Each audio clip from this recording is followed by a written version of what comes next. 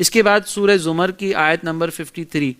اس میں اللہ تبارک و تعالیٰ نے نبی کریم علیہ الصلاۃ والسلام کے ذریعے وہ بندے کے جو اللہ کے نافرمان ہیں ان کو ایک زبردست بشارت عطا فرمائی ہے۔ چنانچہ اللہ نے فرمایا کہ اے حبیب تم فرماؤ،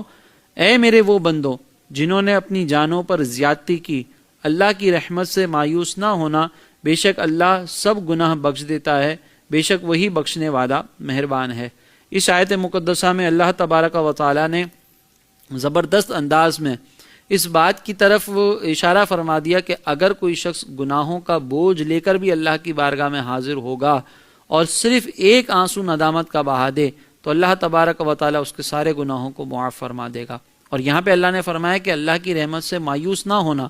مایوس نہ ہونے کا مطلب یہ ہے کہ ہم اگر گناہ کرتے ہیں تو گناہ کرنے کے بعد یہ فکر کہ اب میرے گناہ معاف نہیں ہو سکتے، گناہ کر لینے کے بعد یہ فکر کہ میں نے تو کثیر گناہ کر لیے، اب شاید میری بخشش نہیں ہو سکتی، یہ ہے مایوسی۔ اگر کوئی شخص اس طرح کی مایوسی میں مبتلا ہے تو یہ اس کے لیے بہت خسارے کی بات ہے، کیونکہ اب اللہ تبارک و تعالیٰ کی بارگاہ سے وہ اپنے گناہوں کو بخشوانے کی کوشش ہی چھوڑ دے گا، کیونکہ جب اس نے یہ سوچ لیا کہ میں گناہ کر رہا ہوں اور میری گناہوں کی بخشش نہیں ہو سکتی تو وہ کوشش چھوڑے گا اور پھر آہستہ آہستہ وہ گناہوں کے اندر مزید مبتلا ہوتا چلا جائے گا اور اس کی زندگی اور آخرت تباہ ہو سکتی ہے۔ لیکن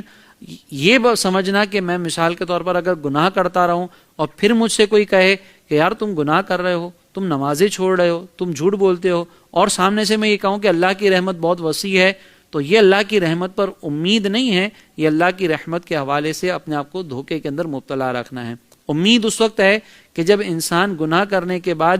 توبہ کرنا چاہتا ہے، توبہ کی طرف بڑھے اور توبہ کی قبولیت کی امید رکھے کہ میرے چاہے گناہ کتنے ہی بڑے ہوں تو اللہ تعالیٰ اس کو قبول فرما لے گا۔ لیکن اگر کوئی شخص گناہ کے بارے میں یہ کہتا ہے کہ اللہ کی رحمت بہت وسیع ہے، اگر میں گناہ کر بھی رہا ہوں، میں نمازیں چھوڑ بھی رہا ہوں، میں کوئی بد نگاہی کر بھی رہا ہوں تو اللہ کی رحمت بہت وسیع ہے، اللہ معاف فرمانے والا ہے، تو ایسے شخص کو تو حدیث مبارکہ کے اندر احمق قرار دیا گیا۔ سرکار علیہ السلام کے فرمان کا خلاصہ ہے کہ جو اللہ کی رحمت پر بھروسہ کر کے گناہ کرتا رہے تو وہ احمق شخص ہے۔ تو یہاں پہ غور کرنے کی ضرورت ہے کہ ہم نے اللہ کی رحمت سے مایوس نہیں ہونا، لیکن اللہ تبارک و تعالیٰ کی رحمت پر اس قدر بھروسہ کرنا کہ انسان گناہوں کے اندر مبتلا ہو جائے تو یہ بھی مطلوب شرع نہیں ہے، یہ بھی مقصود شریعت نہیں ہے۔